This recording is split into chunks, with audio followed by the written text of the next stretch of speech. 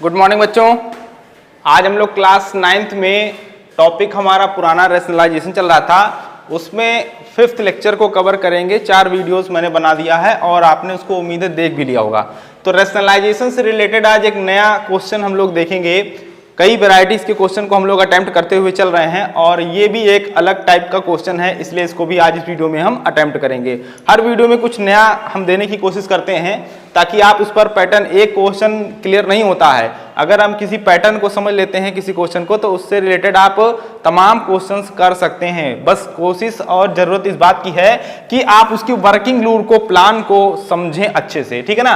तो आज का क्वेश्चन है हमारा कि find the value of A and B such that, एक कंडीशन या एक इक्वेशन आपको गिवन है और इस इक्वेशन की हेल्प से आपको क्या करना है, ए और बी जो कि हमारे लिए वेरिएबल हो जाएगा, small A and small B, इसकी वैल्यू हमें फाइंड करनी है। सबसे पहला स्टेप मैथ्स में यही होता है कि अच्छे से क्वेश्चन को रीड करना और समझना। जब समझ में आ जाएगा क्वेश्चन, तब हम उसको बता पाएंगे कि गिवन पोर्शन क्या है और फाइंडिंग पोर्शन क्या है। 2 पोर्शन हमेशा होते हैं किसी भी मैथ्स के क्वेश्चन में। तो देखिए यहाँ पर गिवन ये है, मींस एक इक्वेशन हमें गिवन है √3, आप देख पा रहे होंगे √3 + 1 whole upon √3 - 1 is equal to a + b √3। तो इस इक्वेशन की हेल्प से हमें करना क्या है, we have to find out the value of small a and small b। अब पहले आप बच्चों प्लान समझो कि अगर इस इक्वेशन को गिवन किया गया है और हमें a एंड b की वैल्यू फाइंड करनी है तो क्या रणनीति होगी, क्या प्लान होगा, क्या प्रोसीजर होगा, ये समझना बहुत जरूरी है। तो मैं इस इक्वेशन को फिर से यहां लिख देता हूं, √3 + 1 and whole upon √3 - 1 is equal to क्या लिखा हुआ है, a + b √3। समझो कि कैसे ये a और b हम फाइंड करेंगे। यहां पर इक्वल का जो साइन लगा है मिड में, इसको आप हल्के में ना लीजिए। ये शो करता है कि राइट हैंड साइड यानी दाहिना पक्ष और लेफ्ट हैंड साइड यानी कि बायां पक्ष आपस में बराबर हैं। और देखिए यहां पर 2 टाइप्स की क्वांटिटीज हैं। एक कौन है, रेशनल, एक है रेशनल और एक है इरेशनल। शॉर्टकट में कह लें तो रेशनल का मतलब जहां अंडर रूट नजर नहीं आ रहा है, जैसे a के बगल में क्या है, 1 है, कुछ नहीं है तो 1 है, 1 रेशनल हो गया। लेकिन b के बगल में क्या है, √3 है। तो कंपेयरिंग करोगे, जैसे मैं कहता हूं कि इक्वल का साइन लगा हुआ है और मैंने कहा कि इधर भी मैंगो और बनाना है, उधर भी मैंगो और बनाना है, तो इक्वल कब आएगा, जितना मैंगो इधर उतना ही मैंगो उधर भी होना चाहिए, तब बैलेंस होगा। जितना बनाना उधर है उतना ही बनाना इधर होगा। इस तरीके से आप कंपेयरिंग करोगे।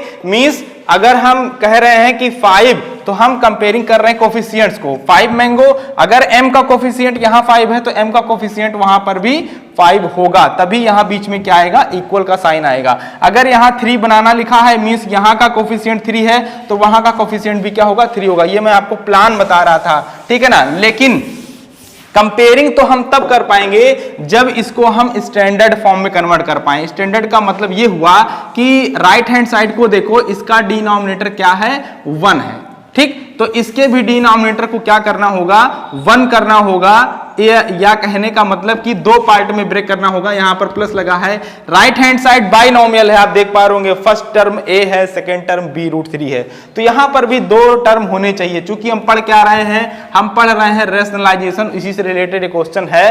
तो करना क्या है, मेनली तो ये करना है कि जो लेफ्ट हैंड साइड आप देख रहे हो, इसको हमें रैशनलाइज करना होगा, डिनोमिनेटर को रैशनलाइज करना होगा, तब जाकर के ये हमारा इस लुक में आ पाएगा, इस फॉर्म में आ पाएगा। बाइनोमियल में हम उसको डिवाइड कर सकते हैं, सेपरेट कर सकते हैं। तो क्वेश्चन का प्लान क्लियर हुआ कि हम इस क्वांटिटी को क्या करेंगे, डिनोमिनेटर को रैशनलाइज करेंगे और तब हम कंपेयरिंग कर पाएंगे। जितना, अगर यहां √3 लिखा हुआ है तो वहां पर भी √3 आएगा, √3 का कोफिशिएंट यहां पर b अगर है तो वहां पर भी √3 का जो कोफिशिएंट होगा वो b ही होगा।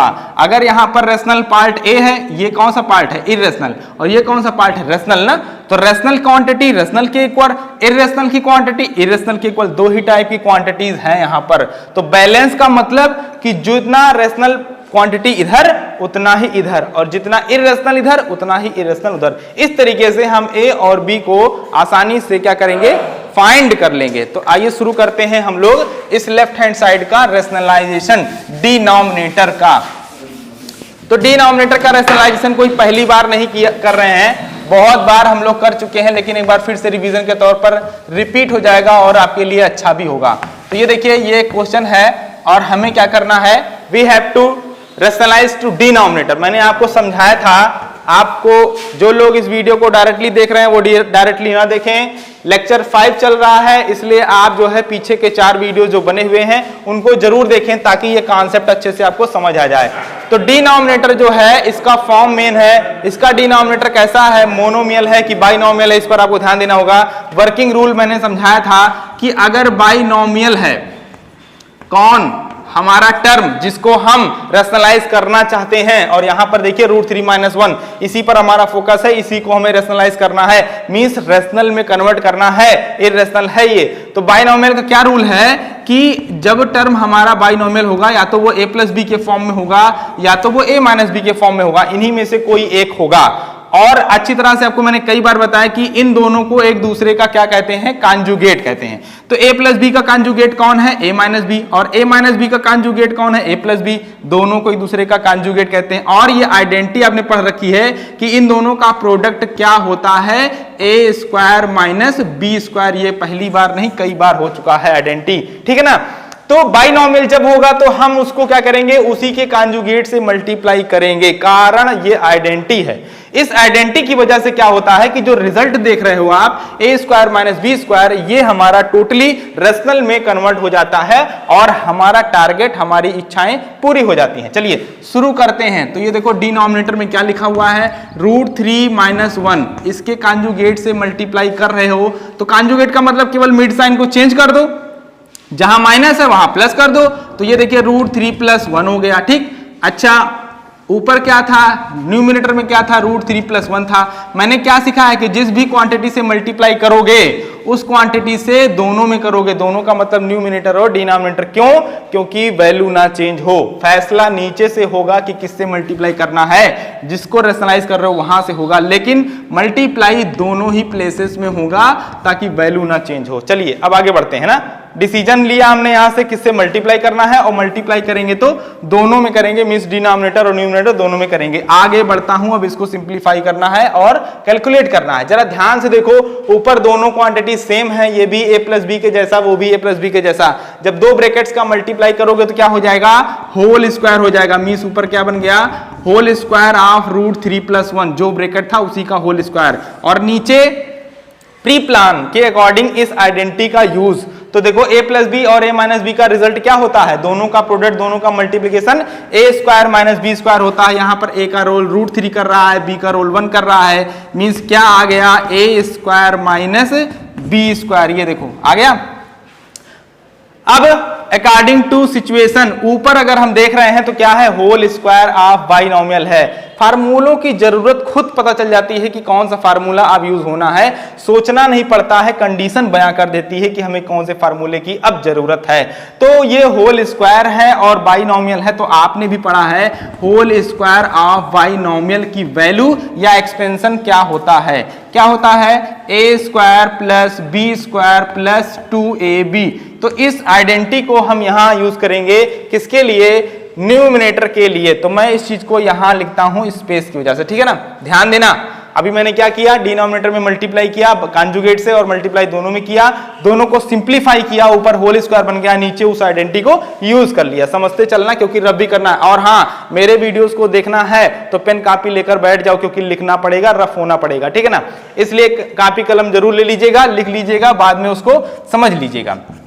चलिए होल स्क्वायर को एक्सपेंड करते हैं उस फार्मूले से। a का रोल कौन कर रहा है, √3, b का रोल कौन कर रहा है, 1। तो आप रीड करोगे a², ये देखो a² + b² + 2 × a × b। ये थोड़ा सा मैं सेपरेशन यहां बना देता हूं, ये देखिए, ये सेपरेशन हो गया। तो ये हो गया हमारा न्यूमिनेटर, और डिनोमिनेटर क्या आएगा, देखो √3 का स्क्वायर। बहुत बार समझाया है भैया कि किसी भी रूट का स्क्वायर अगर करेंगे, √x का स्क्वायर करेंगे तो क्या आएगा, x ही आएगा। ये स्क्वायर रूट और ये स्क्वायर आपस में कैंसिल हो जाते हैं, because they are reciprocal to each other, दोनों एक दूसरे के विरोधी हैं। तो √3 का स्क्वायर करोगे यहाँ, अब मैं ऊपर एक्सपेंड कर चुका हूं न्यूमरेटर को, डिनोमिनेटर पर आता हूं। √3 का स्क्वायर करेंगे तो क्या आएगा 3 आएगा, -1 का स्क्वायर करेंगे तो 1 ही आएगा। इतनी बात आपको समझ आ गई होगी, स्पेस यहाँ नहीं है। अब मैं इधर की मैटर को रफ करता हूं और आप समझ चुके होंगे दो आइडेंटिटीज यूज हुई हैं, कौन कौन सी, एक तो a+b और a-b का प्रोडक्ट क्या होता है ये देखा आपने, और दूसरा न्यूमरेटर में होल स्क्वायर को हमने कैसे एक्सपेंड किया वो देखा। तो अब आइडेंटिटी की जरूरत नहीं है, अब इधर मैं रफ करता हूं और आप इधर का मैटर समझ चुके होंगे। अब केवल सिंप्लीफाई करना बाकी है बच्चों। कोरोना माहौल जो चल रहा है इसमें आप अपना वर्क करते रहिएगा, क्योंकि 2 ही महीने या 3 महीने बाद सिचुएशन नॉर्मल हो जाएगी, लेकिन जो आपका टाइम वेस्ट हो जाएगा फिर उससे आप गड़बड़ हो जाएगा, हैंडल नहीं कर पाओगे सडनली। इसलिए घर में हो अच्छी बात है, बहुत ही टाइम आपके पास है, काम करते रहिएगा रेगुलर। आइए तो ये देखो √3 का स्क्वायर, अब ऊपर को सिंप्लीफाई करते हैं तो √3 का स्क्वायर क्या होता है बताओ। √3 का स्क्वायर 3 होता है, अभी अभी हम लोगों ने इस बात को लिखा था। चलिए तो √3 का स्क्वायर 3 हो गया। अब हम लोग लिख रहे हैं राइट हैंड साइड को हम लोग लिख रहे हैं, लेफ्ट में क्या था वो तो आपको पता ही है 3, और 1 का स्क्वायर 1 ही होता है, और प्लस क्या +2√3 लिखा है तो 2√3 लिख दीजिए, +2√3 एंड होल अपॉन क्या है, होल अपॉन है 2। 3 - 1 क्या होता है 2 होता है। अब बताओ 3 + 1 क्या हो गया, 3 + 1 4 हो गया, और प्लस क्या हो गया, प्लस हो गया 2√3 एंड होल अपॉन क्या हो गया, होल अपॉन 2 हो गया। आपको भी दिख रहा है कुछ बच्चे बेटा गलती करते हैं, सब नहीं, कुछ बच्चे गलती करते हैं क्या कि इस 2 से या तो इस 2 को उड़ा देंगे, मींस कैंसिल कर देंगे, या इस 2 से इस 4 को उड़ा देंगे, वो ऐसे करेंगे 2 × 2 = 4। तो ये महा अपराध समझ सकते हैं या गलती समझ सकते हैं कि बेटा कैंसिल करने का रूल समझो कब होता है, क्योंकि मैथ्स में सिंप्लीफिकेशन भी बहुत इंपॉर्टेंट है, कब कहां कौन सी चीजें होती हैं आपको पता होनी चाहिए। तो 2 से इस 4 को हम कैंसिल तब कर सकते थे जब इस प्लस के बदले में क्या होता, मल्टीप्लाई का सिंबल होता। छोटी छोटी बातें हैं मगर ध्यान देना, सभी बच्चे नहीं कुछ बच्चे करते हैं, उनके लिए मैंने बताया। तो आप यहां पर कैंसिल नहीं कर सकते हो। तो अब देखिए फिर से मैं लिखता हूं, क्या लिखा था 4 + 2√3 एंड होल अपॉन 2। तो करना क्या है, करना ये है ऊपर 2 टर्म है बाइनॉमियल है, दोनों में दिखाई पड़ता है कि 2 कॉमन है। 4 मींस 2 × 2 और 2 वहां ऑलरेडी है, तो 2 हमने कॉमन किया। कॉमन करने के बाद ऑलवेज ब्रैकेट लगाते हैं, मल्टीप्लाई लगाओ या ना लगाओ अंडरस्टूड है। फर्स्ट पार्ट में क्या रिमेन हुआ 2, सेकंड पार्ट में क्या रिमेन हुआ √3 एंड होल अपॉन क्या हो गया 2। अब इस 2 से इस 2 को कैंसिल कर सकते हो, क्यों, क्योंकि जिसको कैंसिल कर रहे हो उसका बगल वाले से पड़ोसी से मल्टीप्लाई का रिश्ता है, ठीक है ना, ऑल ओवर। तो इस 2 से ये 2 क्या हो गया कैंसिल, और फाइनली हमारा क्या आ गया 2 + √3। तो ये देखो डिनोमिनेटर में कुछ नहीं हो गया तो क्या हो गया 1 हो गया, मींस आपने डिनोमिनेटर को रेशनल में कन्वर्ट कर दिया। ये 1 है और 1 क्या होता है रेशनल नंबर होता है, इरेशनल नहीं है। चीजें बहुत क्लियर हैं, बहुत आसान है और आसान बनाना पड़ता है समझ करके। तो समझ गए होंगे मैंने क्या किया, डिनोमिनेटर का रेशनलाइजेशन किया है। अब मैं अपने क्वेश्चन पर डायरेक्टली आता हूं। हमारा क्वेश्चन क्या था कि ये जो वैल्यू थी वो किसके इक्वल थी, a + b√3। अभी यहाँ क्वेश्चन जो है पार्ट थोड़ा सा रफ हो चुका है, लेकिन अभी मैं फिर से लिखता हूं। तो अभी केवल इतना समझो कि √3 + 1 और √3 में होल अपॉन इसकी वैल्यू क्या आ गई है, ये 2 + √3 आ गई है, इसको ध्यान दीजिएगा। तो अब इधर वाला पोर्शन मैं रफ करता हूं और क्वेश्चन को वहां फिर से लिखता हूं, ठीक है। आप समझ गए होंगे ना डिनोमिनेटर का रेशनलाइजेशन कैसे हुआ है। चलिए क्वेश्चन का जो पोर्शन है जो मैंने रफ कर दिया उसको मैं यहां फिर से लिख देता हूं। क्वेश्चन क्या था, सच दैट, वहां देख रहे हैं उसके आगे लिखा था कि √3 - 1 whole upon √3 + 1 is equal to क्या था a + b√3। ये हमारा क्वेश्चन था। तो अगर ये क्वांटिटी इसके इक्वल थी तो क्या करना था, a और b की वैल्यूज बतानी थी, जिसके लिए प्लान मैंने आपको सबसे बढ़िया समझाया कि भैया ये जो क्वांटिटी देख रहे हो लेफ्ट हैंड साइड में इसका रेशनलाइजेशन होना था, और इसका रेशनलाइजेशन हम लोगों ने किया। सॉरी यहां प्लस था और यहां माइनस था, ये देखिए, ठीक है ना।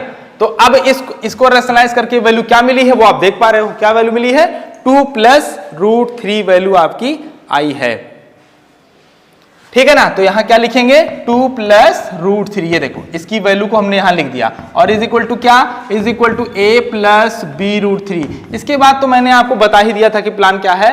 प्लान बहुत ही छोटा था कि जब 2 इक्वल का साइन लगा हुआ है और आप क्वांटिटीज पर ध्यान दे तो केवल 2 ही टाइप की क्वांटिटीज हैं, एक हो गया इर्रेशनल पोर्शन और एक हो गया रेशनल पोर्शन। तो रेशनल पोर्शन रेशनल के इक्वल होगा और इर्रेशनल पोर्शन इर्रेशनल पोर्शन के इक्वल होगा, तभी तो बैलेंस बनता है। मैंने समझाया पहले ही। तो यहां क्या लिखेंगे, comparing on both side, comparing on both side. हमने दोनों साइड की कंपेयरिंग कर ली और किस बात की कंपेयरिंग की कि रेशनल वाला रेशनल के इक्वल होगा। अगर ये इक्वल ना हो रेशनल वाला रेशनल के, तो ये मिड में जो इक्वल का साइन लगा है ये कैसे इक्वल होगा, सीधी सी बात है ना, यही समझना है। तो रेशनल वाला रेशनल के इक्वल है, मींस a इक्वल टू क्या हो गया 2। ये देखिए पहला जवाब आ गया, a इक्वल टू 2 पहला जवाब। दूसरा b√3 किसके इक्वल होगा, √3 के, क्योंकि इधर का इर्रेशनल पोर्शन कौन है, रूट वाला। तो इधर रूट वाला पोर्शन क्या है, √3 और इधर वाला रूट वाला पोर्शन b√3 है। तो क्या हो जाएगा b√3 इक्वल क्या भैया, √3। अब आप चाहे √3 से √3 को कैंसिल डायरेक्टली कर दो या √3 को ट्रांसपोज कर दोगे तो b इक्वल टू क्या आएगा, √3 अपॉन √3 और √3 से √3 कैंसिल होकर के क्या आ जाएगा 1। मींस हमारे वैल्यूज क्या क्या मिली हमको जरा ध्यान दीजिए। a की वैल्यू मिली है कितनी, 2 मिली है और b की वैल्यू कितनी मिली है, 1 मिली है। तो इस तरीके से ये क्वेश्चन यहाँ समाप्त होता है। यही हमारे क्वेश्चन के आंसर्स होंगे, रिक्वायरमेंट होगी। उम्मीद है ये वीडियो आपको समझ में आया होगा। एक अलग कैटेगरी का क्वेश्चन मैंने यहाँ सॉल्व किया आपके सामने कि find the value of a and b such that के बाद एक इक्वेशन ये गिवन था आपको और इस इक्वेशन की हेल्प से a और b की वैल्यू आपको फाइंड करनी थी, जिसका तरीका प्रोसेस मैंने आपको बताया। बच्चे एक बात ध्यान देना, मैथ्स में हर चीज आपको बहुत आसान लगेगी, लेकिन तब जब आप क्वेश्चंस के प्लान पर ध्यान दोगे। हर लाइफ में भी हर जगह प्लान ही है। गर्मी आई तो क्या प्लान होगा, सर्दी आई तो क्या प्लान होगा, बरसात आया तो क्या प्लान होगा, हम ये वर्क करने जा रहे हैं। प्लान बहुत जरूरी है कि क्या है इसका प्लान, उस प्लान को समझ गए और वही प्लान हर जगह चलता है। जैसे अब ये क्वेश्चन है, इस पर डिपेंड आपको बहुत सारे न्यूमेरिकल मिलेंगे। यहां पर जो है केवल क्वांटिटी चेंज हो जाएगी, पैटर्न यही रहेगा। आज a + b√3 है, कल को x + y√3 कर देगा, लेकिन चीज यही होगी, लुक यही होगा, फॉर्म यही होगा, पैटर्न यही होगा, नंबर्स केवल चेंज हो जाते हैं। ठीक है ना, वेरिएबल जैसे a और b है तो x y p q कुछ भी हो जाएगा, तो उससे आपका लेना देना नहीं है। केवल ये करना है कि ये स्टैंडर्ड फॉर्म में है, बाइनोमियल फॉर्म में है, इसको भी आप क्या करोगे, डिनोमिनेटर को रेशनलाइज करके, जैसे मैंने रेशनलाइज किया और 2 + √3 आ गया। उम्मीद है आपको ये समझ में आया होगा।